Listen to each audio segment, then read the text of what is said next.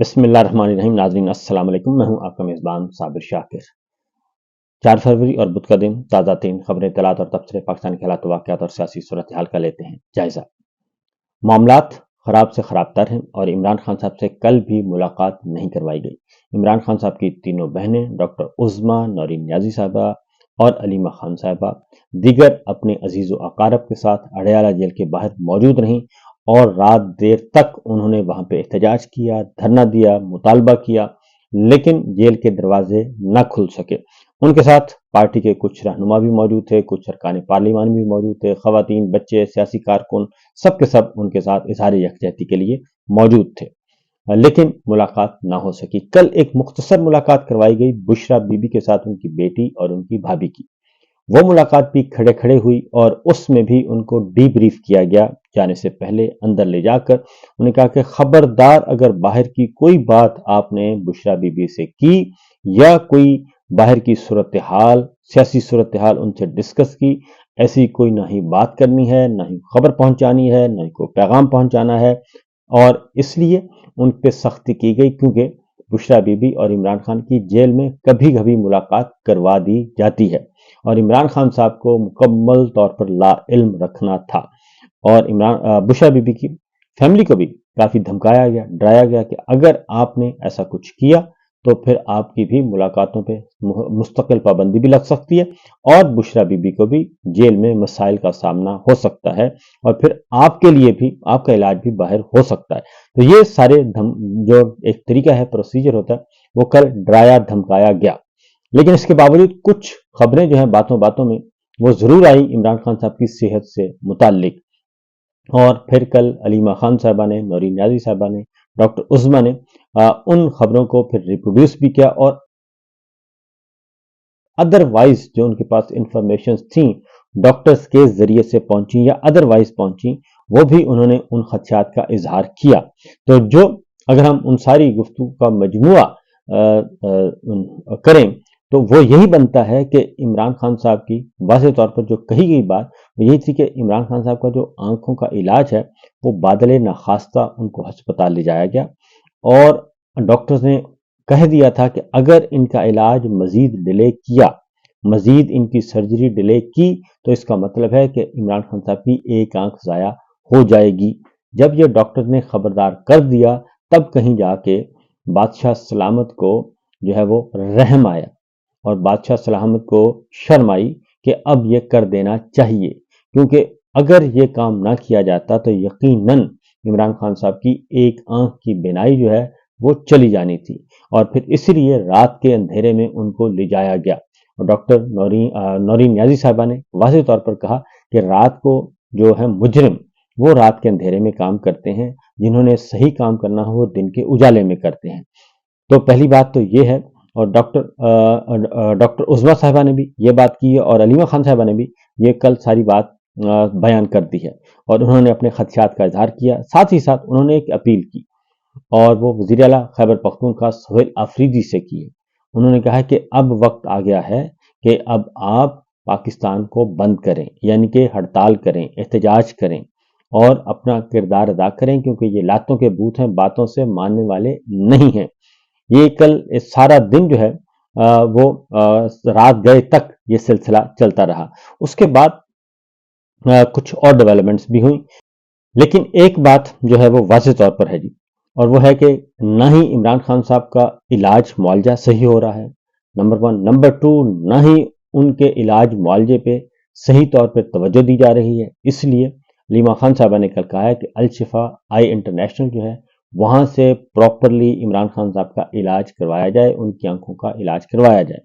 اور اگر ایسا نہیں کیا جاتا تو پھر اس کا خمیازہ بھگتنا پڑے گا۔ ساتھ ہی ساتھ انہوں نے یہ بھی کہا کہ صرف فیلڈ مارشل ہی نہیں بلکہ فیلڈ مارشل کے ساتھ سارے کے سارے ملے ہوئے ہیں جتنے بھی اس وقت ناجائز حکمران ہیں، اور یہ سب مل کر عمران خان کی زندگی کو اور ان کی صحت کو نقصان پہنچانا چاہتے ہیں،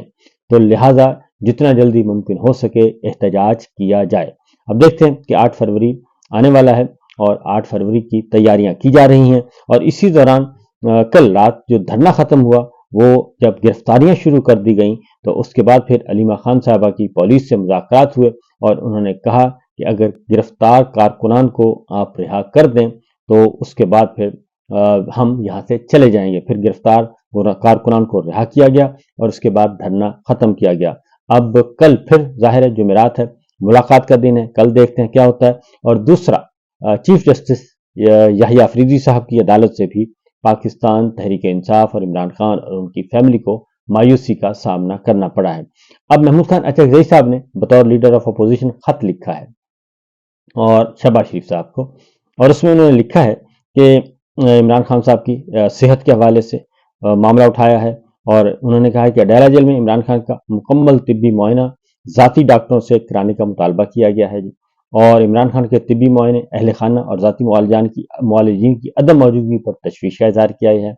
اور انسانی حقوق کا معاملہ ہے انہوں نے کہا ہے، اور اس لیے شوکت خانم اور شفا ہسپتال کے ڈاکٹروں سے کروایا جائے ان کا علاج۔ اور محمود خان اچکزئی نے ذاتی ڈاکٹروں کے نام تجویز کر دی ہیں۔ ڈاکٹر محمد عاصم یوسف ہیں، ڈاکٹر پروفیسر مظہر اسحاق ہیں، پروفیسر ڈاکٹر عامر آوان ہیں، ان کے نام دیے ہیں محمود خان اچکزئی صاحب نے کہ 3 ڈاکٹر ہیں، ان پینل سے ملاقات بھی کروائی جائے عمران خان صاحب کی اور ان کا علاج بھی کروایا جائے۔ تو دوسری جانب یہ معاملہ صرف یہی نہیں ہے، بلکہ جناب رانا ثناءاللہ صاحب کہتے ہیں کہ اس وقت تک ہم یہ ملاقات نہیں کروانے دیں گے، ملاقات پر پابندی اس وقت تک رہے گی جب تک کہ یہ ہمیں یقین دہانی نہ کروا دیں کہ جناب باہر آ کے وہ کوئی بات نہیں کریں گے، پولیٹیکل گفتگو بین کر دی جائے اور عمران خان کی آواز بند کر دی جائے۔ اب یہ فیلڈ مارشل اور اس ناجائز رجیم کا یہ وتیرہ بن گیا ہے کہ جو بولتا ہے اس کی آواز بند کر دی جائے اور اس کی گویائی چھین لی جائے۔ مجھے یاد آ گیا عمران ریاض خان جب وہ آئے تو ان کے بولنے میں بڑی رکاوٹ تھی اور کافی زیادہ ان کی لکنت تھی اور وہ بول نہیں پا رہے تھے۔ اس کے بعد اس وقت بھی لوگوں نے جو ہے وہ شک کیا، حاسدین نے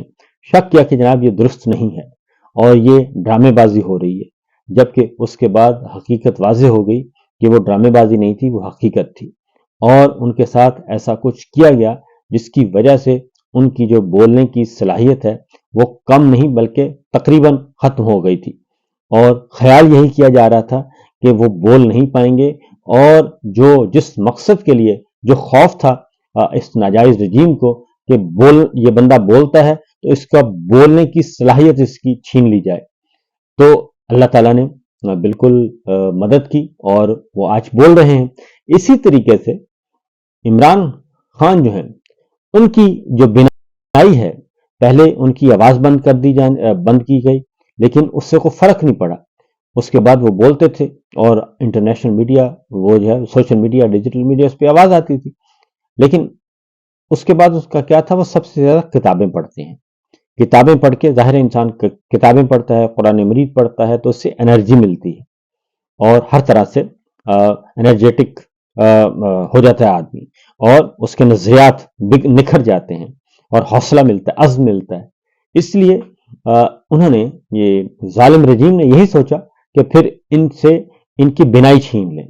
کیونکہ نہ نظر آئے گا، نہ یہ کتابیں پڑھیں گے، نہ ان کو انرجی ملے گی، نہ ان کا حوصلہ بلند ہوگا، اور نہ ہی یہ آگے پھر کنوے کریں گے، اور یہ شعور کی جو ہے دیا ہے اس کو بجھا دیتے ہیں۔ تو بیسیکلی جو فیلڈ مارشل ہیں ان کو میرا خیال ہے کہ تھوڑا سا سوچنا چاہیے کہ اللہ تعالیٰ کے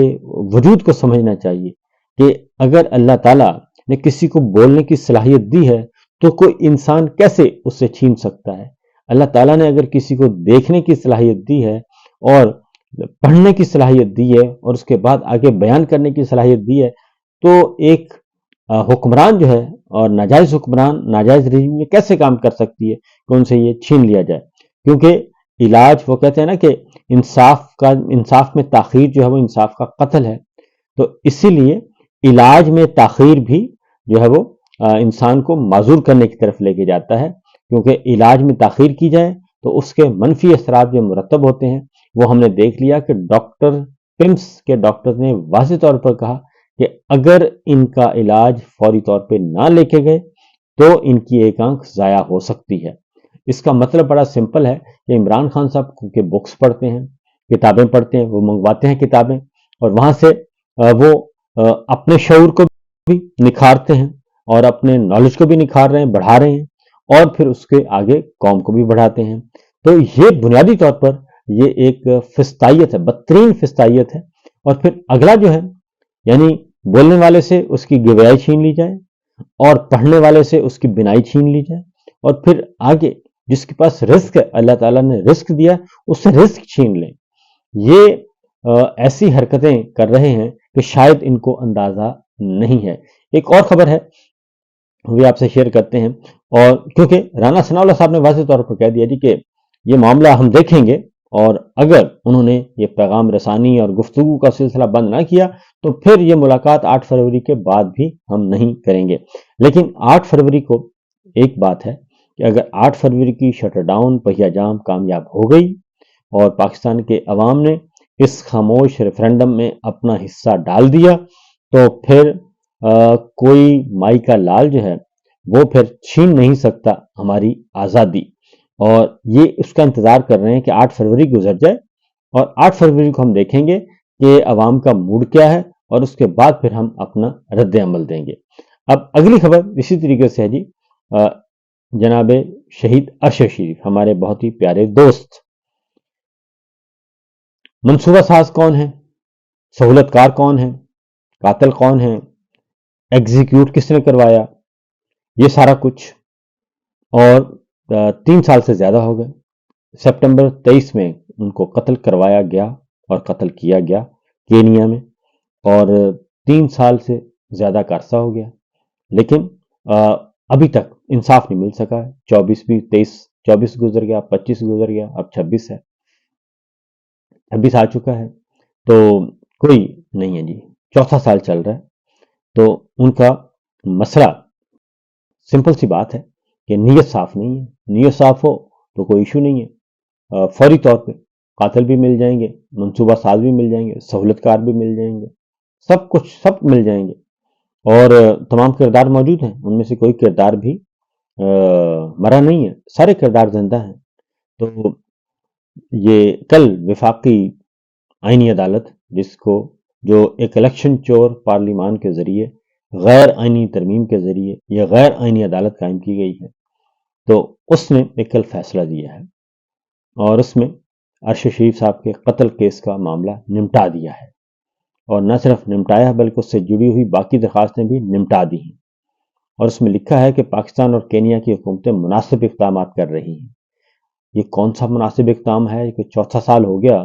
ابھی قاتل دندناتے پھر رہے ہیں، منصوبہ ساز، سہولت کار، ایگزیکیوٹر سب دندناتے پھر رہے ہیں،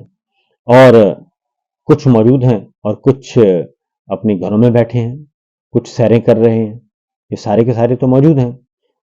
اور شہید ارشد شریف کی والدہ اور ان کی فیملی کی طرف سے FIR آج تک درج نہیں ہوئی، تو یہ کون سا پاکستان اور کینیا کی حکومتیں مناسب اقدامات کر رہی ہیں؟ یہ وفاقی آئینی عدالت لکھ رہی ہے، اس لیے عدالتی مداخلت کی ضرورت نہیں۔ تو وفاقی آئینی، اس میں کوئی شک نہیں کہ وفاقی آئینی عدالت جو ہے مداخلت کرے یا نہ کرے ایک ہی برابر ہے، تو اس میں تو کوئی شک نہیں ہے۔ جسٹس عامر فاروق صاحب نے صحیح لکھا، اور اس کے بعد انہوں نے کہا کہ جی 14 صفحات پر مشتمل یہ فیصلہ ہے، پاکستان اور کینیا کے درمیان MLA پر دستخط ہو چکے ہیں، یعنی کہ میوچل لیگل اسسٹنٹ، یہ اس پہ ہو چکا ہے، باہمی تعاون کا معاہدہ۔ اور اس لیے وہ کہتے ہیں کہ جی اس وقت عدالتی مداخلت کی ضرورت نہیں، عدالتی مداخلت کی صرف اس وقت تک ضرورت تھی جب تک جسٹس عمر طا بندیال، جسٹس ریاض الاحسن اور جسٹس مظہر علی اکبر نقوی صاحب موجود تھے۔ جیسے ہی وہ ایک ایک کر کے عطا بندیال صاحب ریٹائر ہو گئے اور اعجاز الاحسن صاحب سے استعفیٰ لے لیا گیا، اور مظہر علی اکبر نقوی صاحب سے بھی استعفیٰ لے لیا گیا، تو یہ ان کو مستعفی ہونے پہ مجبور کیا گیا۔ یہ 3 ممبر تھے، جب سے یہ گئے ہیں تو سپریم کورٹ میں پھر قاضی صاحب آئے 0 پیش رفت، یحییٰ فریدی صاحب آئے 0 پیش رفت، اس کے بعد آئینی عدالت، اور آئینی عدالت میں بھی معاملہ ختم کر دیا، کیس بند کر دیا ہے، یوں کہنا چاہیے سادہ زبان میں، کیونکہ یہی عامر فاروق صاحب تھے چیف جسٹس اسلام آباد ہائی کورٹ، ان کے سامنے جب پیٹیشن گئی کہ کمیشن بنایا جائے، تو انہوں نے بڑا لٹکایا، لمبے دیر تک لٹکائے رکھا، اور اس کے بعد پھر آنے والے جج صاحب جو ہیں منہاس صاحب نے اس پیٹیشن کو بھی فارغ کر دیا اور کمیشن نہیں بنایا۔ تو کل مزید وہ لکھتے ہیں جی ارشد شریف کے قتل پر، وہ کہتے ہیں کہ صحافتی برادری اور پاکستانیوں کا دکھ سمجھتے ہیں۔ تو جسٹس عامر فاروق صاحب، عدالتیں جو ہیں وہ اظہار افسوس نہیں کرتی ہوتی، وہ دعائے مغفرت فاتح خوانی نہیں کرتی ہوتی، بلکہ ان کے پاس اتھارٹی ہے، اللہ تعالیٰ نے ان کو انصاف کرنے کا کہا ہے، تو آپ کو انصاف کرنا چاہیے تھا، نہ کہ آپ صحافتی برادری اور پاکستانیوں کے دکھ کو سمجھتے ہوئے یہ کیس بند کر دیں۔ اور پھر آگے کہتے ہیں کہ جی کہ ارشد شریف کے قتل پر افسوس کا اظہار بھی کیا، اور پھر انہوں نے ورثہ کسی بھی معاملے پر متعلقہ عدالتوں سے رجوع کر سکتے ہیں، جو کام سپریم کورٹ آف پاکستان نہ کر سکا، جو وفاقی آئینی عدالت نہ کر سکا، جو اسلام آباد ہائی کورٹ نہ کر سکا، اس کے بعد کون سی متعلقہ عدالت ہے جس کا جسٹس عامر فاروق صاحب حوالہ دے رہے ہیں۔ اور پاکستان اور کینیا کے درمیان MLA پر دستخط ہو چکے، اس وقت عدالتی مداخلت کی ضرورت نہیں ہے۔ تو وفاقی آئینی عدالت نے یہ بھی کہا کہ تحقیقات کی نگرانی یا اسے مستقل زیر التوا رکھنا ملزم کے حقوق اور شفافیت کے منافی ہے۔ عدالت نے بین الاقوامی فورمز پر جانے کا معاملہ حکومت کی ثوابدید اور خارجہ پالیسی پر چھوڑ دیا، اور کہا کہ خصوصی مشترکہ تحقیقاتی ٹیم کی اب تک کی کارروائی پر کسی فریق نے اعتراض نہیں کیا، اور فیصلے میں یہ بھی کہا کہ ملزمان کی گرفتاری اور پاکستان کے ٹرائل کے لیے بلیک وارنٹس جاری کیے جا چکے ہیں، اور تحقیقات کی رفتار کینیا کے ساتھ سفارتی ہم آہنگی اور خود مختار ریاستوں کے قوانین کے تابع ہے۔ MLA کے ذریعے فوجداری مقدمے کے حل کے لیے شواہد اکٹھے کرتے ہیں، اور اس کے بعد انہوں نے کہا ہے جی کہ عدالت نے کہ شہید ارشد شریف کے معاملے کو عالمی فورم پر اٹھانے کی بات کی گئی۔ اب ذرا غور سے سنیے گا جی کہ آئین یا آرٹیکل 40 کہتا ہے کہ ریاست اقوام کے ساتھ دوستانہ تعلقات استوار کرے گی۔ وفاقی آئینی عدالت کا وفاقی حکومت کو معاملہ عالمی فورم پر اٹھانے کی ہدایت کرنا، تفتیش میں مداخلت اور خارجہ پالیسی میں مداخلت کے مترادف ہوگا۔ یہ آپ سن لیں کہ یہ دروازہ بھی انہوں نے بند کر دیا کہ خبردار، آپ نے کسی فورم پہ نہیں جانا، کوئی عالمی امداد نہیں لینی، کسی سے مدد نہیں لینی اس قتل کے پہ پہنچنے تک۔ یہ ہے پنچ لائن جو کہتے ہیں کہ آئینی عدالت نے کہا بلا شبہ بین الاقوامی تعلقات بہتر انداز میں وزارت خارجہ اور وفاقی حکومت چلا سکتی ہے، لہٰذا ہم یہ معاملہ وفاقی حکومت کے سپرد کرتے ہیں۔ تو یہ جناب جن پہ الزام ہے آپ انہی کو سپورٹ کر رہے ہیں، تو اپنی اداؤں پہ خود غور کریں۔ فی الوقت اتنا ہی، اجازت دیجیے، اللہ حافظ۔